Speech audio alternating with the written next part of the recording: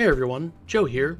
This is another part of a longer discussion with Johannes from Aligned Games. The topic here is targeting other platforms like consoles, PC hardware targeting, and performance. Part 1 is linked on the screen and in the description if you want to start from the beginning. Yeah, that was one of the reasons was, what if I just made everything super low poly and have no textures, because then I don't have to worry, like, any time I'm spending in the profiler, like debugging performance at this stage, is just slowing down, getting word out about the game, getting features in. And I want to get a sense of like how the game plays without having to optimize first. Now that's not saying that you can just totally ignore performance from the beginning and worry about making it fast later. That can be a recipe for disaster as well. But cutting the corners where you can up front certainly helps.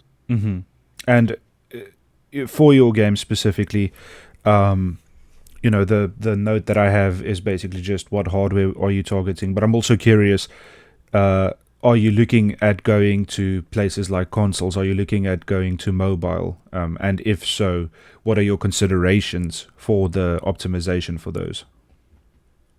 Right now, no. I don't think anyone has really cracked the real-time strategy game on a non-PC yet. I mean, I know there have been attempts. I'm definitely a mouse and keyboard guy. I just think that kind of game controls better on mouse and keyboard than it does on a controller. I don't like controllers personally. I don't like using them except in very specific, like if you're playing like a fighting game or something, or like an isometric action game, like sure, okay, yeah, it works for that. But like any kind of UI heavy game, playing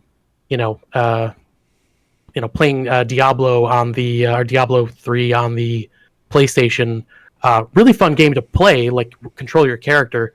Absolute nightmare in the menus though. Like an action RPG with all the menus, skills and inventory and stuff on a controller is just a nightmare. And I mean, Blizzard did a great job, like a best in class job at making a controller based UI for that, but it still sucks. And so I am not, and I do actually plan to have a fair amount of that type of stuff in the game, although we'll see how much exactly ends up in there. I did get people asking about targeting PC hardware targeting. And right now I'm there's a number of ways to spend your performance budget as a developer. One way is to, go Crisis style and just, spend your performance budget on making the game look absolutely amazing and, only the high-end rigs can run it or whatever. That's one way you can do it. Another way is you spend your performance budget conservatively and say, okay, I'm going to spend it on being able to run on absolute potato hardware. And that's another option. And people mostly think of it in terms of that spectrum, like potato to Crisis. But there's actually another dimension to it, which is like basically time to market. Like how quickly can I build this thing? How many corners can I cut? How fast can I move as a developer? And not squander the performance budget, but you're trading performance for you're trading performance for time, which is what I'm doing right now. Okay. So I am not currently targeting like the lowest end potato hardware. I'd like to get there eventually, but that's like a later problem. So right now I'm just saying, okay, all of my performance headroom is just going into, I can throw as many projectiles at the screen as I want to, and I don't need to worry about it because my rig runs it fine.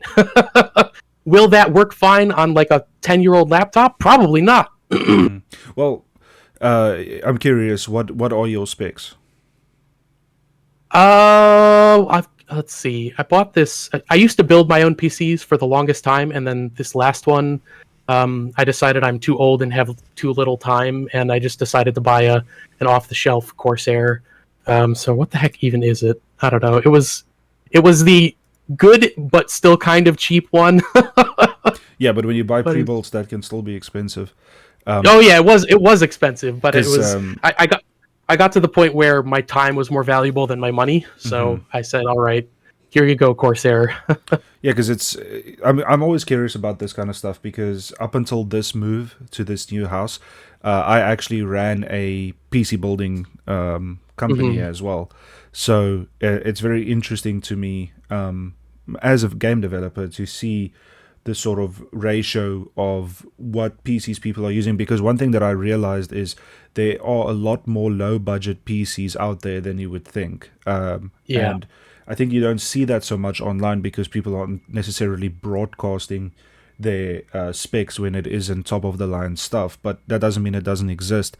And this has been a big challenge for me in Operator 8 because it can, especially from you would think art, but from a programming point of view, it can become cumbersome pretty quickly, to have to Yeah. optimize things. And being a self-taught programmer, I don't necessarily always have the best steps to do something, and so it can be a challenge to get that optimization going, but it's also very rewarding. Last week I actually fixed the script and it added 10 FPS to the game, and that kind of thing is very rewarding as well. So it's interesting to me to speak about these things because it's something that all developers really have to consider at the end of the day.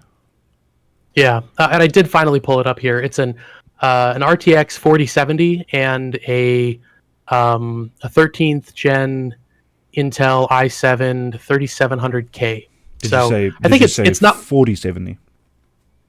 4070. Yeah, Yeah, that's not a bad system at all. It's quite a yeah. Like I said, it wasn't the like spend 10 grand system. Like it wasn't the top end, but it was like like a notch or two lower, well and well to put to but it was to also give on you sale. So to give you some perspective, the and I was gonna say this about Steam as well previously. Just this is way too late, but just as an interesting note for everyone, the conversion rate for wish lists on Steam is quite low. So it's interesting to actually check your conversion rate when it does release. So for most people, it varies a lot, but it can be as low as under 10%.